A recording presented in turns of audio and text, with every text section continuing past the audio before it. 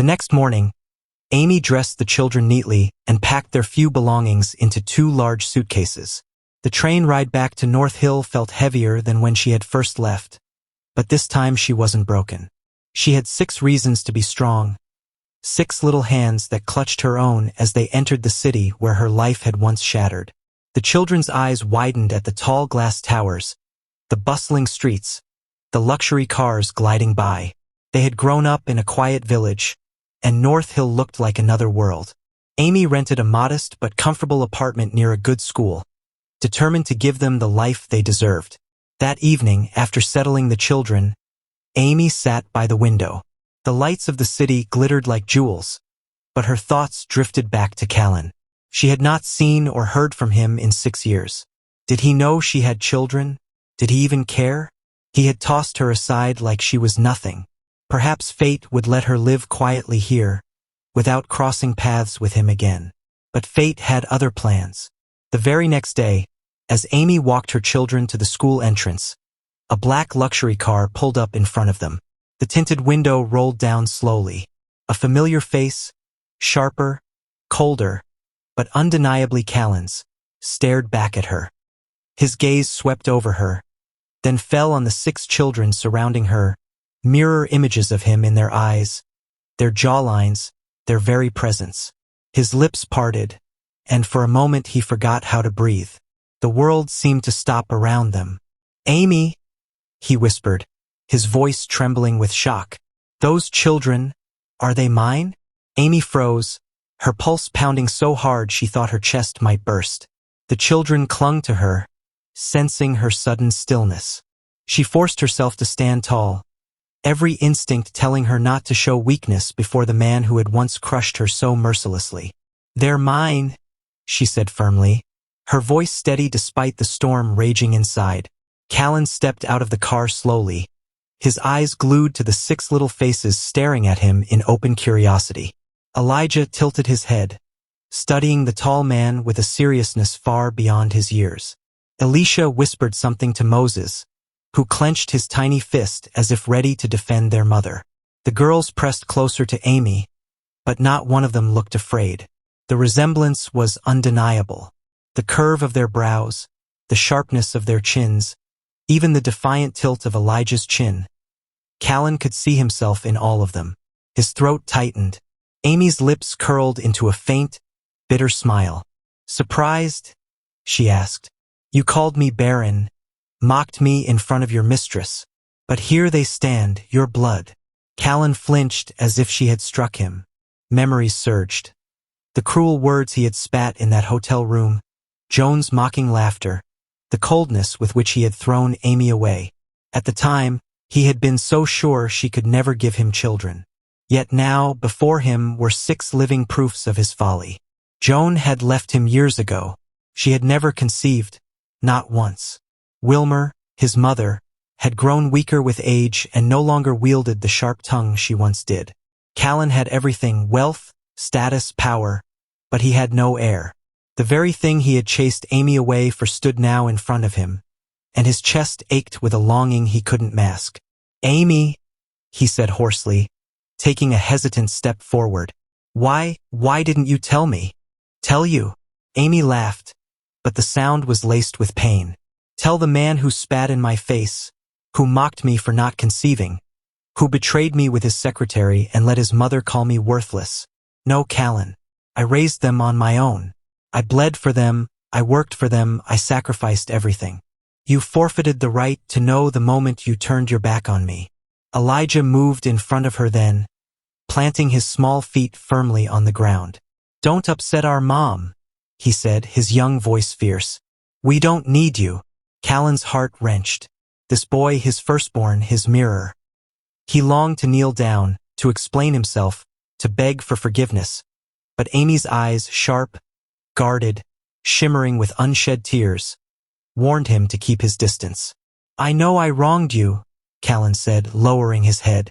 The arrogance that once dripped from his tone was gone, replaced by something broken, raw.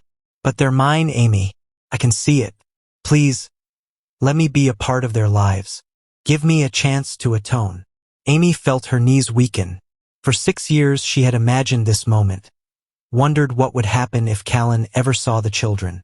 She had thought she would feel triumphant, proud to show him what he lost. Instead, all she felt was the deep ache of old wounds reopening. "Mom," Queen whispered, tugging her sleeve. "Is this Dad?" Amy's breath caught. All 6 pairs of eyes turned to her, wide and searching. They had dreamed of this man, hoped to see him, longed for the father they never knew. But how could she tell them the truth? That this man had destroyed her. She swallowed hard. He is the man who gave you life," she said softly. The children's faces lit up, though Elijah remained wary, his little hand still curled into a fist. Callen's eyes grew wet at their reaction, his heart swelling and breaking at once. "Amy," he whispered, his voice cracking. "Please, don't take them from me. I've lived in darkness without them. Let me prove I can change. Let me be their father." Amy straightened her shoulders, every ounce of her strength returning. "You don't get to ask, Callen. You'll have to earn it, not from me, but from them. And that won't be easy." Callen nodded slowly, accepting the weight of her words. For the first time in his life, the powerful Callen was powerless before Amy and before 6 small children who carried his legacy in their very eyes. The battle between past betrayal and a future yet uncertain had just begun. Amy turned sharply, gathering her children with a wave of her hand. "Come," she said, and the 6 followed her in a cluster, their backpacks bouncing as they moved. She did not look back, but she could feel Callen's eyes on her, burning with regret, desperate and heavy. Callen stood frozen on the pavement, fists clenched at his sides. His driver hesitated by the car, waiting for an order, but Callen gave none. His mind roared with the image of those 6 faces, his children, walking away from him as if he were a stranger. Inside the school gates, Amy knelt to adjust Debbie's hair ribbon, hiding the tremble in her hands. She had worked too hard, suffered too deeply, to let Callen waltz back into their lives as if nothing had happened. And yet, when she had seen the way the children's eyes had lit up, her heart had cracked. The day passed, but Callen's shadow lingered in Amy's thoughts. That evening, after the children were asleep, she sat on the balcony of their apartment, staring at the city lights. A cool breeze brushed her cheeks, carrying memories she wished to forget. She remembered the hotel room, his cruel words, Wilmer's mocking laughter. She remembered the weight of divorce papers pressed into her hand, the bitter taste of liquor that night at the club, the stranger's arms where she had sought refuge. She had sworn never to forgive Callen. And yet, their children had the right to know their father, didn't they? The next morning, a knock echoed through the small apartment. Amy opened the door and froze again. Callen stood there, not in his usual sharp suit, but in a plain shirt and trousers, his hair slightly disheveled, his expression raw. Behind him, a black car waited discreetly at the curb. "What are you doing here?" Amy asked coldly, keeping her voice low so as not to wake the children. "I need to see them," he said simply. His voice carried no arrogance, no command, only plea. "You don't barge into their lives like this," she snapped. "They're not toys you can pick up and put down when it suits you. Where were you when I was sick and alone with 6 newborns? Where were you when I worked 2 jobs just to keep them fed? Where were you when they cried in the night, calling for a father they never had?" Callen's eyes filled with pain. "I didn't know. Amy, I swear I didn't know. If I had known." "If you had known what?" Amy cut in, her voice sharp as a blade. "Would you have cast Joan aside sooner? Would you have spared me the humiliation, the betrayal?" His silence was answer enough. The sound of soft footsteps interrupted them. Elijah stood at the doorway, rubbing his eyes. Behind him, the other 5 peeked curiously, their hair still tousled from sleep. "Mom," Elijah asked, frowning. "Why is he here again?" Amy opened her mouth to speak, but Callen dropped to one knee, lowering himself to Elijah's height. His voice trembled as he said, "Because I'm your father." The children gasped. Queen's hands flew to her mouth. Angel blinked rapidly, while Moses stepped forward, his jaw tight. Elisha tilted his head, studying the man's face, comparing it silently to his own. Debbie hid half behind Amy's leg, shy but curious. "You hurt our mom," Elijah said firmly, his little fists clenched. "We don't want anyone who makes her cry." Callen's chest constricted. The boy's words cut deeper than any blade. "I know I did," Callen admitted, his voice breaking, "and I will regret it for the rest of my life. But I want to make it right. Not for me, for all of you. Please, give me a chance to show you." Amy closed her eyes, steadying herself. She had never wanted this moment. Yet here it was, Callen, broken and begging at the feet of children who deserved the world. "Elijah," she said softly, "let's give him time. He won't hurt us again. Not while I'm here." Elijah frowned, but after a long pause, he nodded reluctantly. His protective gaze lingered on Callen, warning him silently. Callen looked up at Amy then, tears streaking his face. "Thank you," he whispered. Amy's heart clenched. It wasn't forgiveness. Not yet. Maybe not ever. But it was the first step into a storm neither of them could escape, because of the 6 little souls who now bound them forever. Days turned into weeks, and Callen became a quiet presence in the children's lives. He did not force his way in. Perhaps for the first time in his life he learned patience. Each morning, when Amy dropped the children at school, his sleek car was already parked discreetly nearby.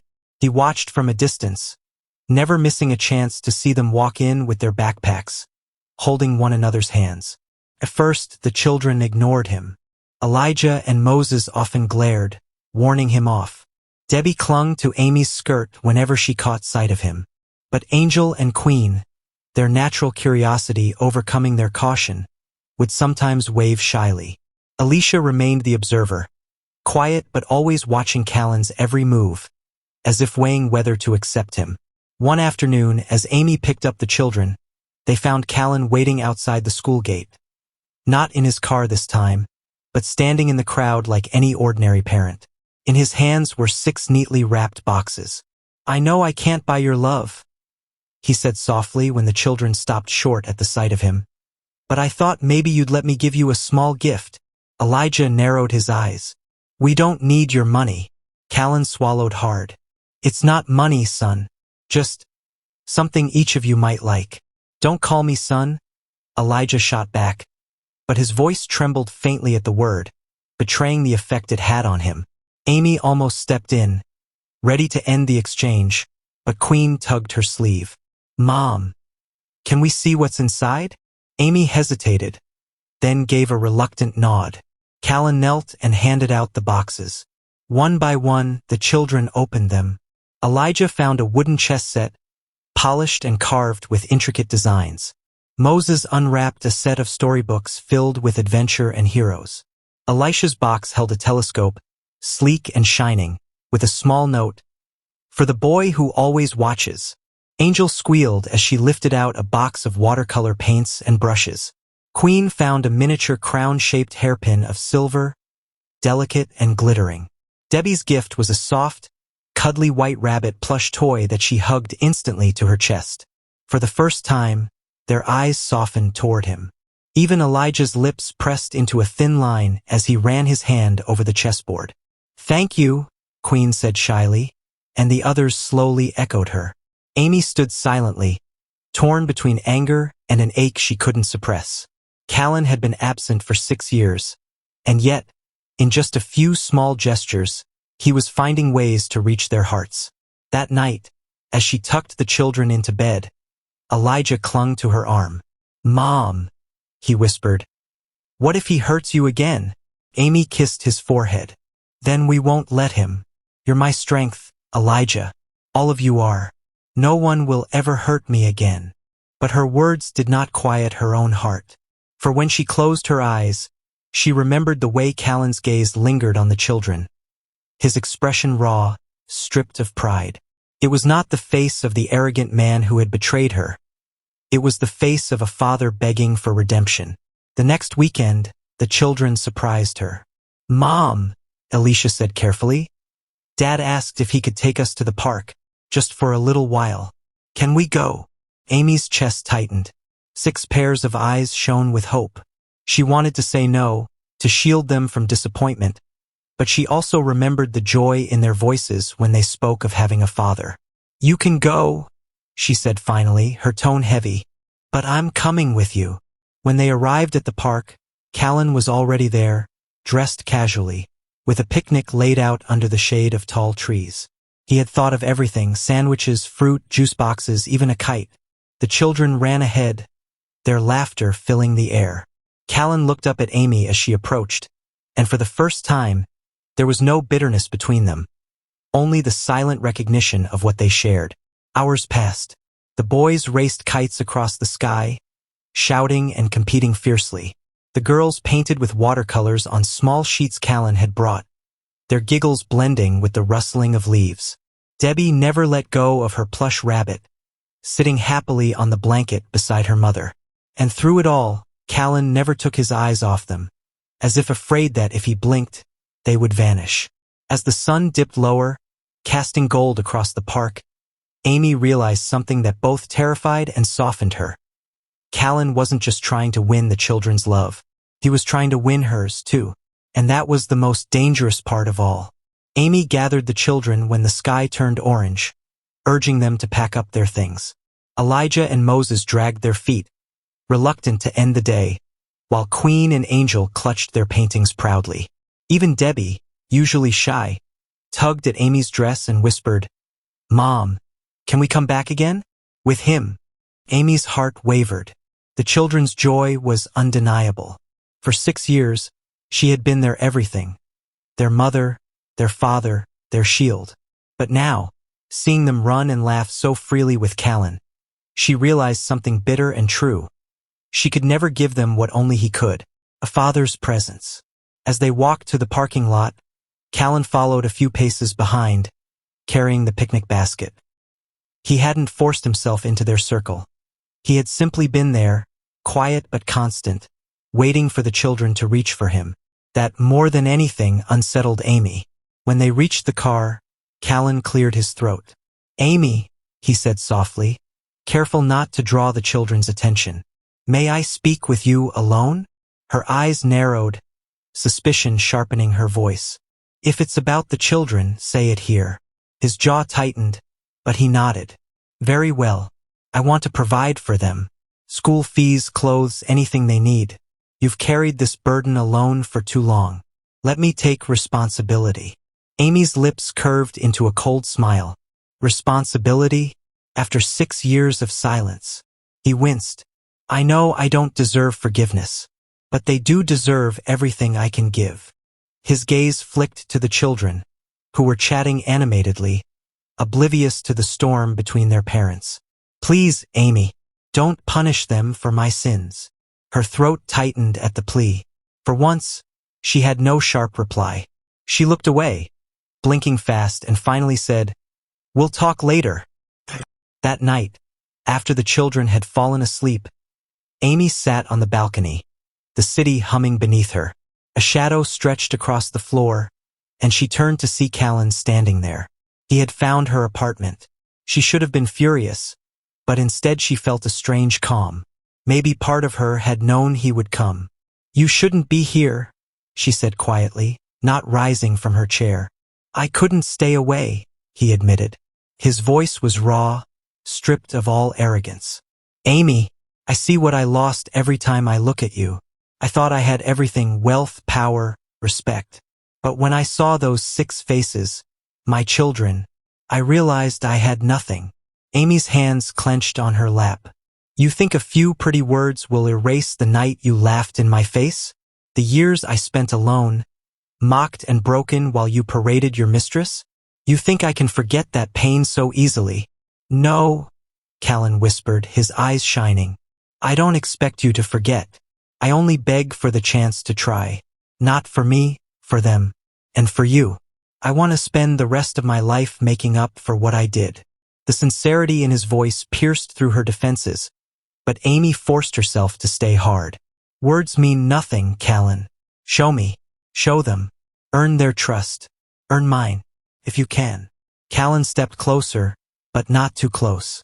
"Then I'll prove it." day by day, however long it takes. For the first time, Amy saw no arrogance in his eyes, only a man stripped bare, humbled by loss and desperate for redemption. Still, as she turned back to the glittering skyline, she whispered to herself, I won't fall again. Not easily. Not this time. But deep inside, where she dared not look too closely, her heart trembled because she feared that one day, she just might. The days that followed unfolded like a quiet storm, subtle yet relentless. Callen kept his word. Every morning, he was there. Not in his glossy black limousine anymore, but standing by the school gates, dressed simply, blending in with the other parents. At first, the children darted into class without so much as a glance. Then, one by one, the walls began to crack. Alicia approached him first. One morning, he tugged Callen's sleeve shyly and asked, Can you show me how to use the telescope properly? I want to see the stars, but I don't understand the lens. Callen's face lit with joy so fierce it startled Amy, who was standing nearby. Of course, he said softly, kneeling to meet Alicia's eyes. Tomorrow night, I'll bring you to the observatory. That night, Alicia's excitement was contagious. Moses and Elijah pretended not to care, but Amy caught them whispering questions about stars and constellations. Even Debbie clutched her rabbit closer, her big eyes shining with quiet curiosity. The next evening, Callen kept his promise. He took all 6 children and Amy, who insisted on accompanying them, to the Grand City Observatory. Under the vast dome, with the telescope towering above them, the children gasped in wonder. Callen patiently explained each star, each constellation, pointing out Orion's belt, the North Star, and galaxies far beyond their sight. Amy watched from the side, her arms folded, her heart caught in her throat. She had never seen the children so entranced, their little faces tilted to the heavens, their eyes glowing with fascination. And Callen, he wasn't the man who had betrayed her that night in the hotel. He was different, patient, gentle, almost fatherly. When they returned home, Alicia whispered, Thank you, Dad. The word struck Amy like a blade. She turned sharply to see Callen freeze, his eyes wet, his throat working as he struggled to hold himself together. He only managed to choke, You're welcome, son. Over the weeks, the changes deepened. Moses, who loved stories, found himself enthralled when Callen brought him rare books from his vast library. Elijah, though stubborn, challenged Callen to a chess match and lost. Instead of boasting, Callen gently showed him the moves, teaching him patience and strategy. The boys' grudging respect began to grow. The girls, too, warmed. Queen wore her silver hairpin every day, prancing proudly. Angel painted beside Callen in the park, showing him her messy watercolors, which he admired as though they were masterpieces. Even Debbie, timid and quiet, one day slipped her hand into Callen's while crossing the street. And Amy, she watched. Her heart resisted, but her eyes betrayed her. Each time Callen knelt to tie a shoelace, lifted a child onto his shoulders, or listened to their endless chatter with undivided attention, something inside her softened. But memories were stubborn. The night in the hotel haunted her, the cruel laughter echoing in her head. She could not forget the years of loneliness, of being called barren, of hearing Wilmer's venomous words. One evening, after the children had gone to bed, Amy found Callen waiting outside her apartment building. He looked at her with a raw vulnerability that unsettled her. You've changed, she admitted quietly, though her arms were crossed. I had to, he replied. Losing you was the only thing strong enough to strip me of my pride. For years I thought I was a king, but I was a fool. A king with no heir, no queen, an empty throne. Amy's heart trembled, but her lips were firm. Do not speak of thrones and crowns, Callen. You shattered me. You mocked my worth. I raised these children alone, and they are who they are because of me, not you. His voice broke. I know, and that is why I want to spend the rest of my life honoring you. Not just as the mother of my children, but as the woman I failed. Amy, I don't want redemption from the world. I only want it from you. Silence fell between them, heavy and dangerous. The city buzzed around them, but they stood suspended in time. Two souls bound by betrayal, by children, by love buried deep beneath scars. Amy turned away, her voice low but sharp. You will never have my forgiveness easily, but if you truly want a place in their lives, earn it every day. Show me, show them, because the moment you falter, Callen, the moment you bring tears to their eyes, I will cut you from us forever. Callen stepped back, his eyes shining with unshed tears. Then I will never falter, he vowed. Not again. From her window that night, Amy watched him walk away into the glowing city. For the first time in years, she allowed herself to whisper into the darkness, God, don't let him break us again. The following weeks shifted into months, each day weaving Callen deeper into the rhythm of their lives. The children grew used to his presence, no longer hesitant to call him Dad. Alicia brought home sketches of the stars they studied together. Moses proudly quoted lines from books Callen had gifted him. Elijah boasted about his growing chess skills, though he still pouted when he lost. Queen pranced through the apartment, twirling in dresses Callen had chosen with her. Angel painted at the kitchen table, humming happily while Callen admired her gallery. And Debbie, quiet, thoughtful Debbie, was the one who startled Amy most. She had once hidden behind Amy's skirts, but now she climbed into Callen's lap without fear, resting her head on his chest as though she'd known him forever. Amy watched all this with a mixture of awe and dread. Their bond was growing, real and undeniable. But the deeper Callen rooted himself into the children's hearts, the more terrified Amy became. Because if he left again, if he faltered, if he betrayed her trust once more, the devastation would not only be hers this time. It would shatter 6 innocent hearts. One Saturday, Callen invited them all to his mansion. Amy resisted at first, but the children begged relentlessly until she agreed.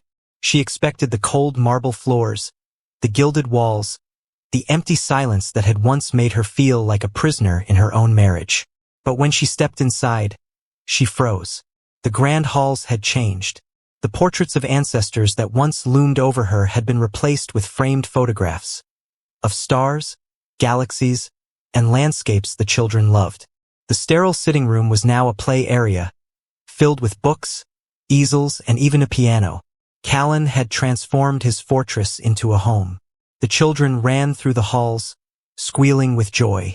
Amy stood in stunned silence, unable to hide her disbelief. Callen approached quietly. I wanted them to feel welcome, to feel like this is theirs too. Her throat tightened. You did all this for them? His eyes softened. For them. For you. Later that evening, after dinner, the children gathered around the fireplace while Callen played the piano. His fingers moved gracefully over the keys, filling the room with a haunting melody. One by one, the children fell asleep against the velvet cushions, their faces peaceful. Amy stood in the doorway, her heart heavy. She had not heard that melody in years. It was the same song Callen had played on their wedding night. As the last note lingered, Callen turned, his gaze locking with hers. I never stopped loving you, Amy. Even when I was blind, even when I was cruel, it was always you. Only you. Her breath caught. Memories surged. The vows, the betrayal, the endless nights of loneliness, and the children's laughter filling the gaps he left behind. She wanted to scream, to weep, to collapse into his arms, but she forced steel into her voice. You loved your pride more than me. You chose your mistress over me.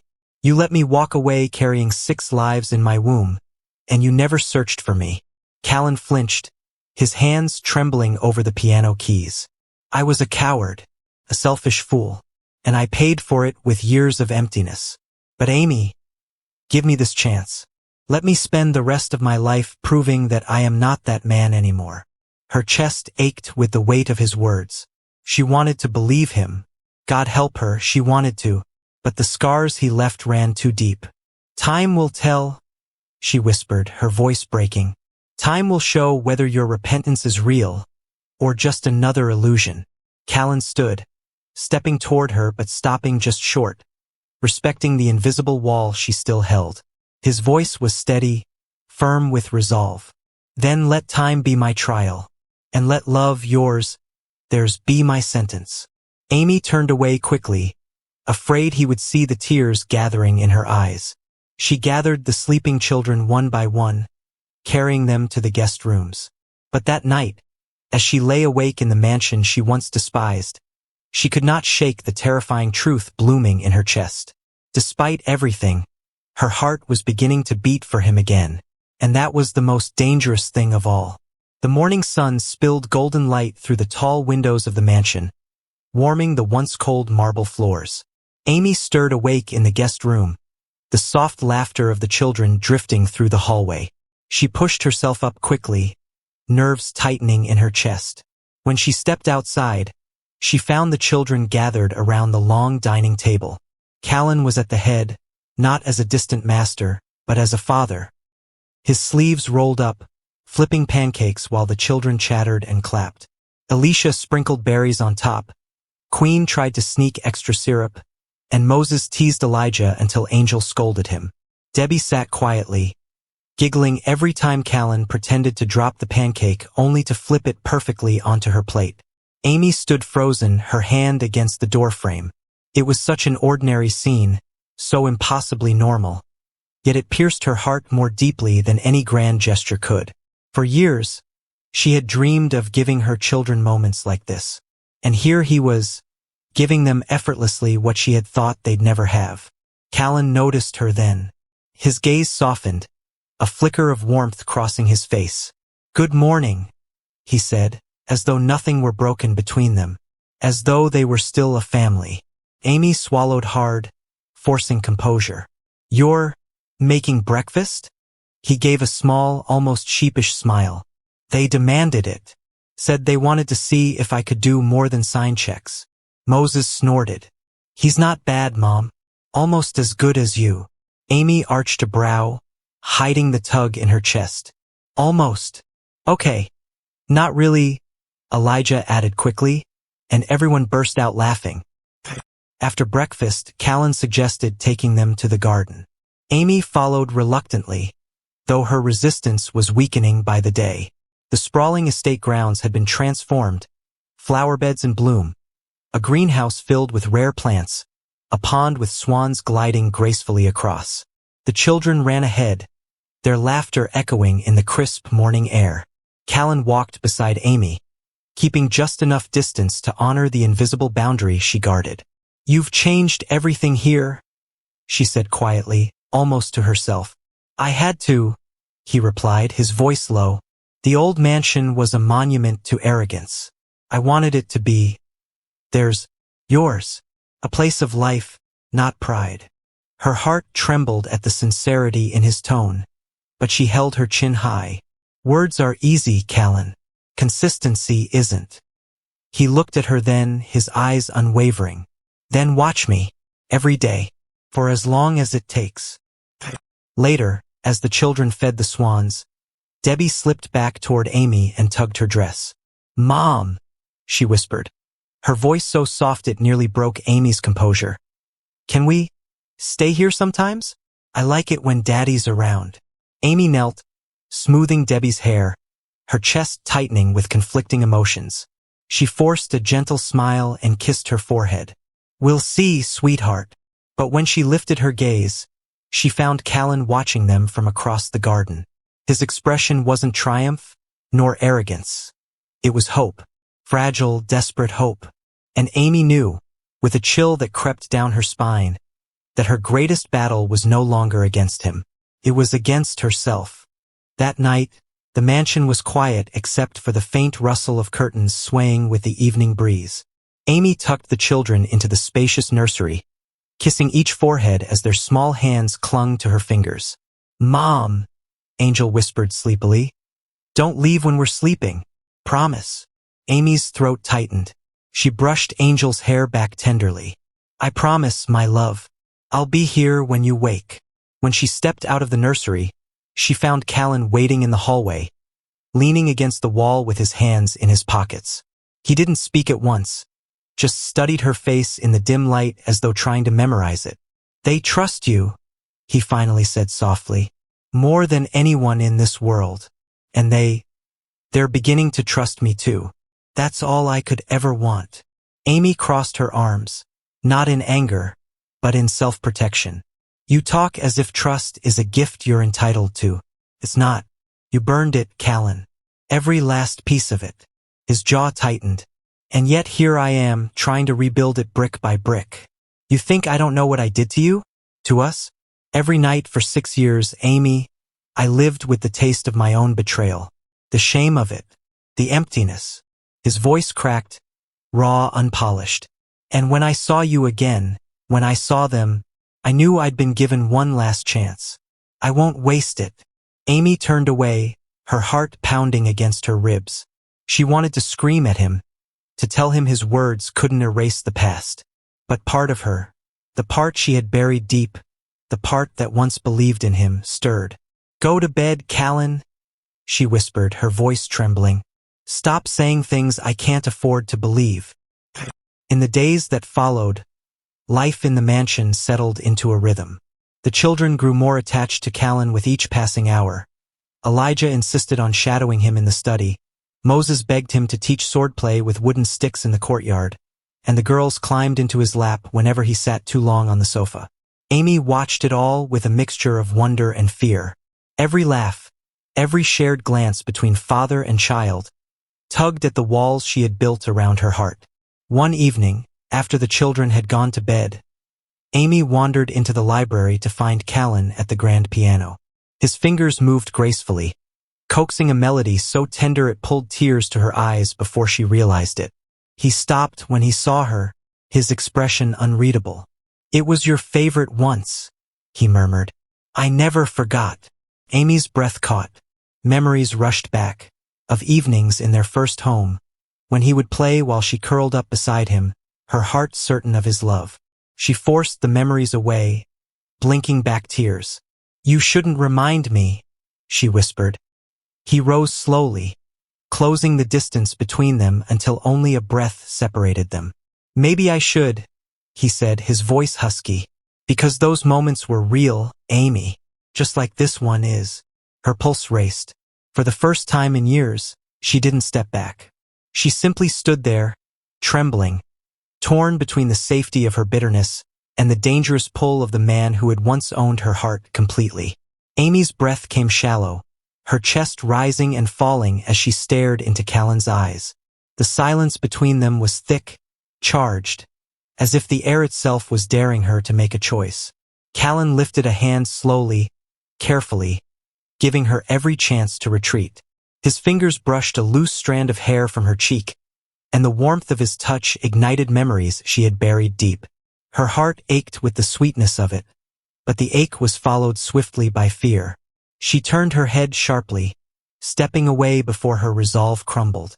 Don't, she whispered, her voice breaking. Don't make this harder than it already is. Callen's hand dropped, but his gaze never wavered. I'm not trying to make it hard. I'm trying to make it right. Amy spun to face him, anger sparking through her tears. You can't make it right. You shattered me, Callen. You mocked me when I was at my weakest. You. Her voice cracked, her fists trembling at her sides. Do you know what it's like to be called barren? To have the man you love laugh at you for not giving him children. Callen flinched, pain flashing across his face. Amy, I was a fool. A blind, arrogant fool. And every day since, I've cursed myself for those words. For hurting you when I should have protected you. His voice dropped lower, raw with emotion. But you did give me children. 6 of them. The most perfect, beautiful proof that you were never the one lacking. It was me, Amy. It was always me. Her lips trembled, her tears spilling freely now. She wanted to scream at him, to shove him away, but instead she sank into the nearest chair, her strength failing her. Callen dropped to his knees before her, his hands hovering, afraid to touch her without permission. Hate me if you must, he said, his voice thick, but let me spend the rest of my life making it up to you, and to them. Don't shut me out, Amy. Please. Her heart twisted violently at his plea. She closed her eyes, torn between fury and longing, between the wounds of the past and the fragile hope of something new. When she opened them again, Callen was still there, kneeling, waiting, his eyes burning with the sincerity she once believed in. For the first time in 6 years, Amy didn't see the man who betrayed her. She saw the man who had once made her feel safe, cherished, and loved beyond measure. And that terrified her more than anything else.